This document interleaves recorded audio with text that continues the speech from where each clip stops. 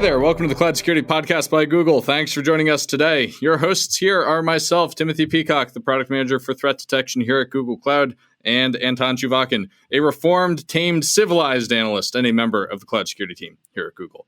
You can find and subscribe to this podcast wherever you get your podcasts, as well as at our website. We did finally launch it. cloud.withgoogle.com/cloudsecurity/podcast. If you like our content and want it delivered to you piping hot every Monday afternoon Pacific time, please do hit that subscribe button. I will note that we are taking a little bit of time off in December, so if you don't get your deliveries in December, that's why. Fear not, we will return in January of 2022. You can follow the show and argue with us on Twitter as well, twitter.com/cloudsecpodcast. Anton, we've got VirusTotal representatives as well as somebody from the threat analysis group today, which is super fun. And we are talking about ransomware. Yes. Today's episode, as you would know in a few minutes, had a couple of moments when I kind of exclaimed, this is surreal. Yes. So there would be a few moments when my mind of a person being in the security industry for a good number of years was kind of blown by some things we've been learning. So this is fascinating. This is an episode where I really felt like my political science degree was not a waste of time, because so much of what we were talking about today comes down to the economy and in some ways the sort of psychological economy of ransomware operators and people who are paying ransoms. It's really fascinating stuff out there. Yes, I guess I'll give one brief preview about trust. It emerges that it's better to be hacked, to be compromised by a trusted brand in ransomware, because if you're hacked by somebody who's a trusted, well-known brand in ransomware, and if you pay them, you get your data back. But of course, it's obscure and kind of weird to even think about like which criminals are trusted and which are not. How do you go to their website and check their Yelp ratings? Like, how do you even go about that? We don't have answers. Is there a Yelp for ransomware operators? It's really an interesting sort of thing where the criminals will make more money in the long run by being trustworthy, but have at various junctures, and we get into this in the episode as well, listeners, opportunities to make a quick buck and then run away. So there's really just fascinating trust incentives all over the place. And with that, let's turn it over to today's guests.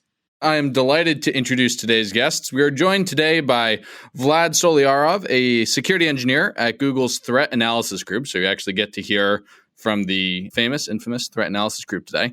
And three-time now returning podcast guest, Vicente Diaz, a threat intel evangelist today at VirusTotal. Folks, we want to talk about ransomware, which is a perennial, or at least this year, an annual topic of interest for everyone. We want to start off talking about your report that's coming out. Can you tell us about some of the insights about GandCrab? GandCrab? How do we pronounce this group? It was the most popular family last year, and does it continue to be big? Tell us about that. It would be GandCrab, I guess. GandCrab, okay. GandCrab is one of those ransomware as a service groups, and it's been really popular last year. It'd be fair to say that it was really popular until about May 2019 when it shut down, and then they reemerged under another name. You might have heard of them being called REvil, or sometimes they're also referred to as Sodinokibi. I have heard of that. Can you tell our listeners what ransomware as a service is and how you sign up for that? Basically, it's a business partnership between people that write the ransomware and people that are able to distribute it. Both groups kind of reap the benefits of this business exchange. As an operator, basically the owner of the ransomware, you begin to advertise your program on some underground forums saying that, hey, we have this new ransomware strain and we're looking for distributors. And in this case, distributors would just be affiliates. And the way this works is that affiliates are getting a fee from each paying customer that ended up paying the ransom. And the split is usually about 60% to the affiliate and 40% to the operator of the ransomware. Does it mean that they're losing money on the table, or does it mean they're just becoming more efficient in how they organize? I'm just curious about the setup. I've heard of it before, but I never really spoke with anybody who knows why they do it. Like, why do you think they do it?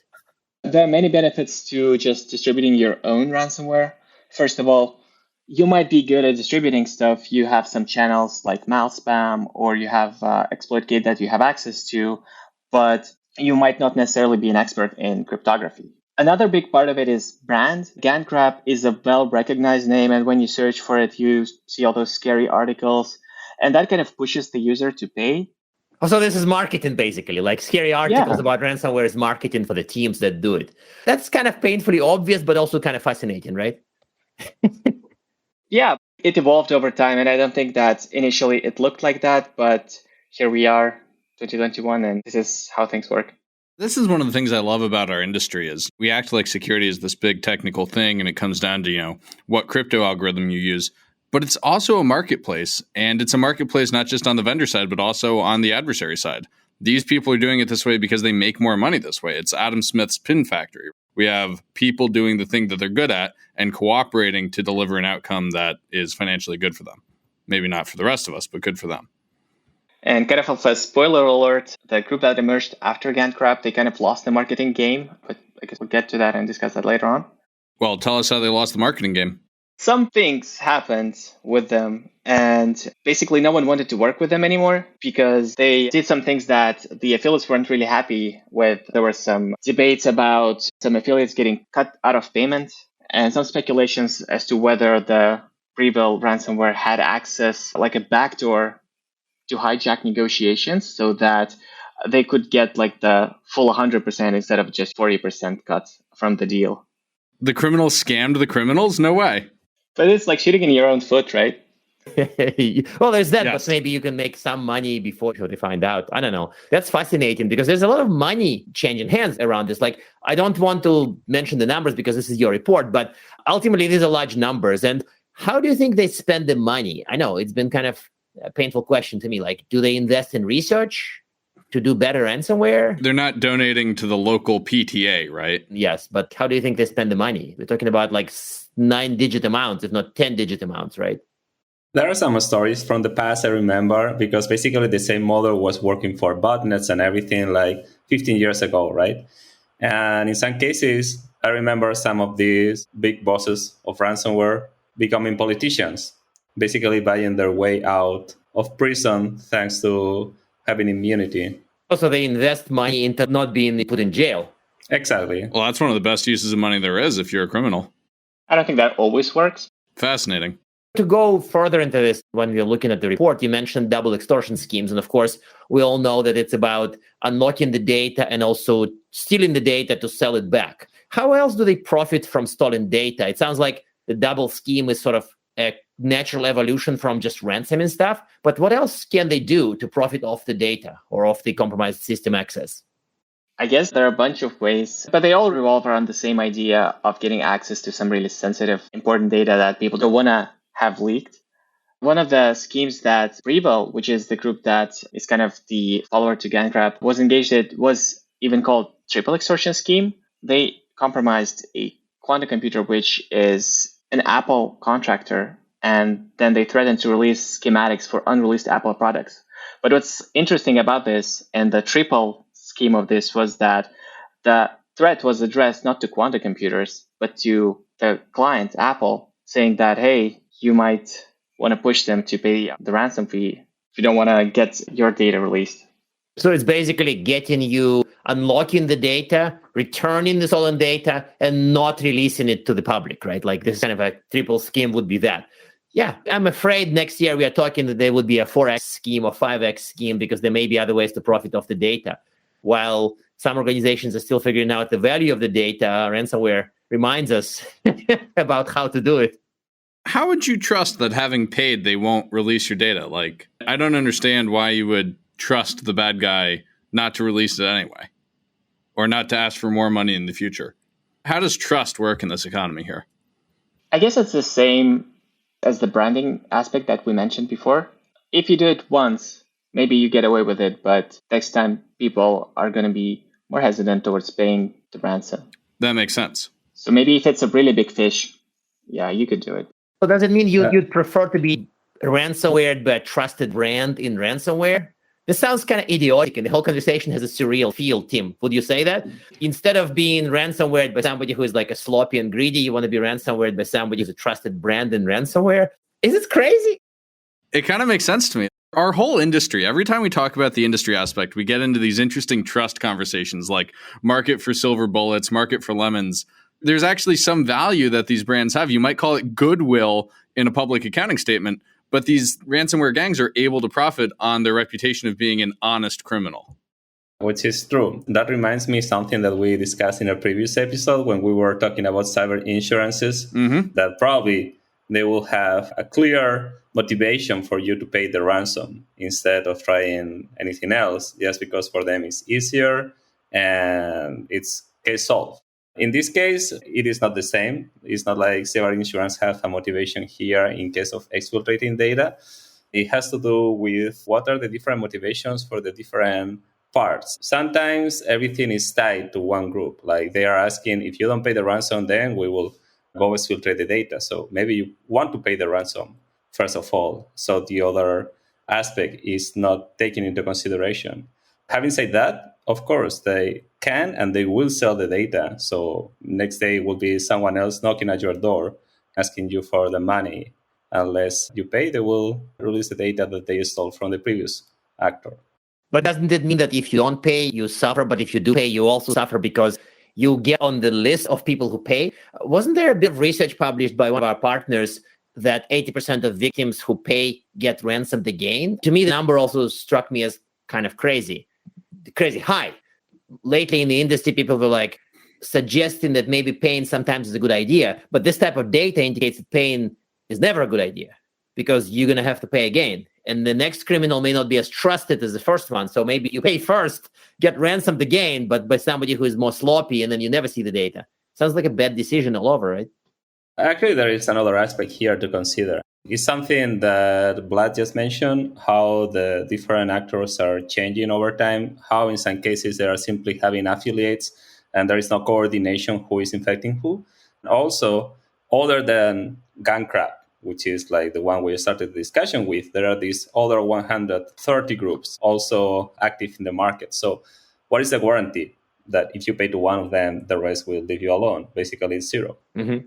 Speaking of cyber insurance, I think GandCrab was one of those ransomware as a service groups that were providing guarantees that if you get reinfected, you can just contact our customer support and we will send you the decryption key for free. Wow. If you paid the first time. That's quite a guarantee. Yeah, you just need to hope that it's going to be the same malware strain that you've paid to. Yeah, that part is another really surreal bit. So this episode seemed to be like chock full of things that probably would blow people's minds a little bit. Like for us, it's sort of normal, but I can see how some people's minds would be kind of blown when they hear it. So I want to switch gears a little bit and go talk about the good news, takedowns, right?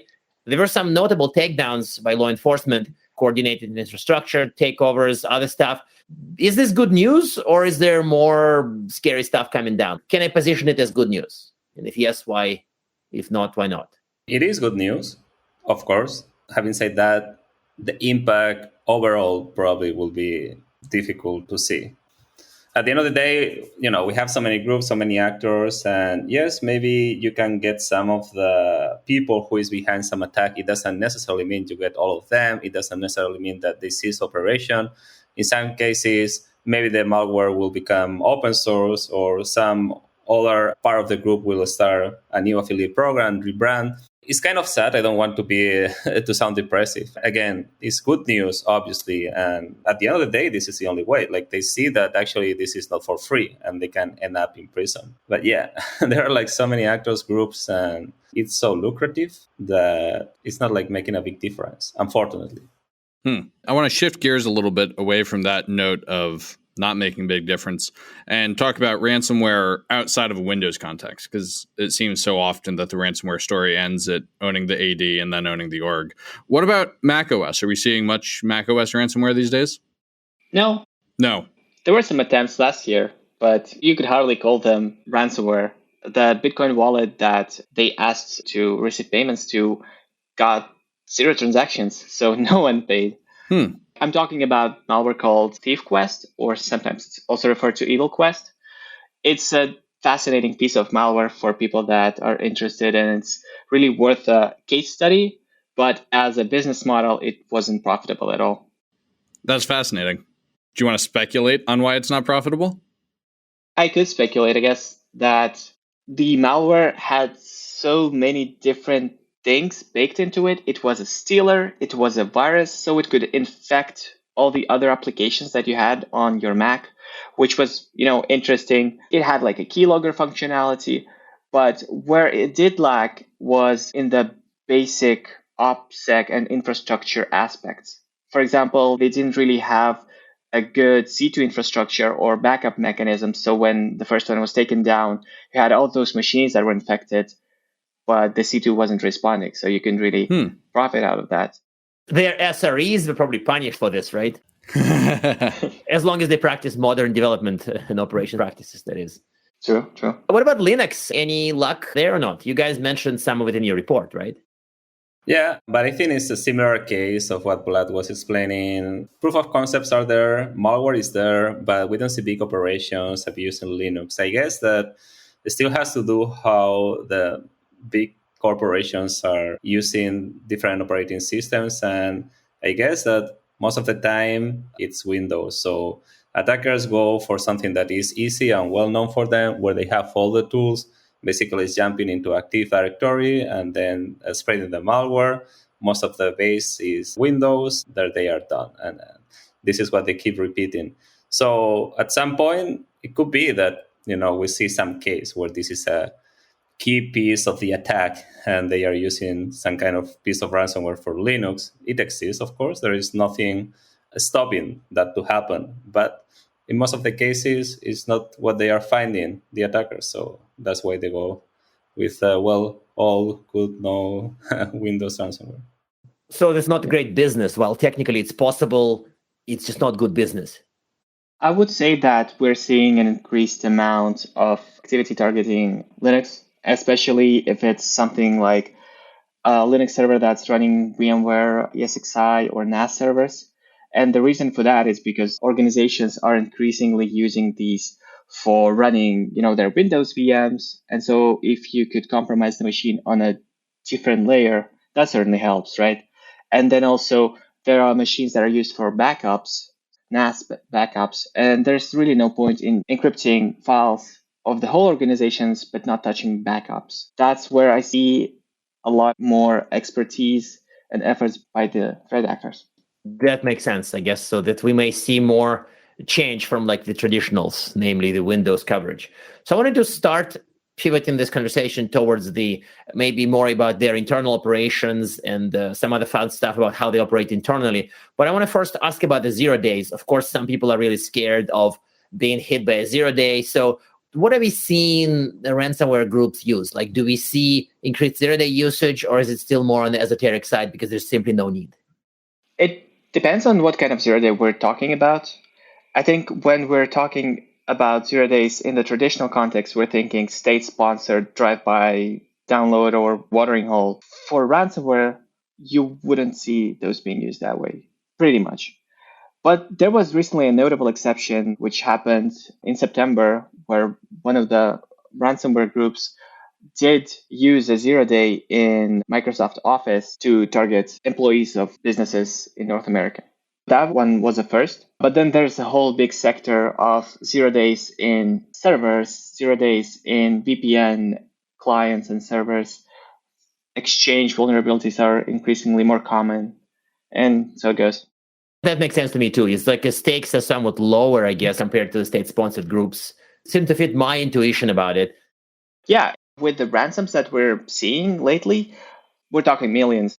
Typical price of a 0 day in, say, Office would probably be smaller than that. So business-wise, it does make sense to purchase a 0 day, but why would you need a 0 day if phishing attack is just as effective? That's the classic answer, which remains to be true. Was true 5 years ago, was true 10 years ago. I fear it may be true in 10 years. Why do the research if you can phish? Yeah. Actually, to add something to this, also in some other close circles, I also heard this increasingly number of 0 days being used in different attacks. Even if there are not many details available to the general public yet, it looks like these groups are becoming so resourceful that they are starting to think about that and to put that into their toolboxes. So I guess we'll be hearing about more of those. When we touch 0 days, I also mentioned that you guys have some things in the report that cover like more about ransomware operations. Like I think the fascinating point was about the ransomware groups that didn't have a fake company or something. So what's the story with that? What do we know about their day-to-day operations? We really don't know much. I think the most amount of information we get would be from law enforcement indictments and documents that end up being public. Some of the details that have recently been found are really fascinating. For example, a group that's externally known as Fin7 has been creating these front pen testing companies and then using them for job postings on the internet, saying like, we're hiring reverse engineers, we're hiring C++ developers, system administrators, and so on. But that's about as far as it goes, to be honest. Yeah, but that makes an air of normalcy of like them running infrastructure, them running IT, developing software. So this is kind of the story. So the final question I wanted to ask is our traditional question about any practical recommendations for the audience. Of course, I'm not going to ask how to fix ransomware, but do you have any favorite tips, maybe one tip as far as how can others be more protected or reduce losses or reduce damage? I want to start with this. In my case, my tip is monitoring. I believe this is one of the most effective strategies because you can be preemptive. You can simply check how these things are evolving and try to fix it before it reaches you. I mean, there are like all these general recommendations, of course, but monitoring what exactly is being used, what kind of tools, what kind of malware, and making sure that you're protected, I think that this is extremely useful. Perfect. Vlad, anything from you? Install updates. Patch faster. That's right. Classic. Yeah. Thank you very much for participation. I know the favorite resource we'll highlight is, of course, your report. Any other resources you want us to highlight? Read Tag's blog. Yeah, of course. Yeah, everybody does. That's right. Also, the No More Ransom is a good resource to check in case that you're infected. Maybe there is some free decryptor for you. Perfect. We will note those in the show notes. Again, thank you very much. This was fascinating. And of course, so we want the audience to read the report because all the juicy details are there. Thanks a lot. And now we're at time. Thank you very much for listening and, of course, for subscribing as well. You can find this podcast at Google Podcasts, Apple Podcasts, Spotify, or wherever else you get your podcasts. You can find us at our website, cloud.withgoogle.com/cloudsecurity/podcast. Please subscribe so that you don't miss episodes. You can follow us on Twitter as well, twitter.com/cloudsecpodcast. Or your hosts are on Twitter as well, Anton_Chuvakin and @_Tim Peacock. Tweet at us, email us, argue with us, and if you like or hate what we hear, we can invite you to the next episode in 2022. Because keep in mind, we are going on a brief break at the end of December, and we will return in January. See you on the next Cloud Security Podcast episode.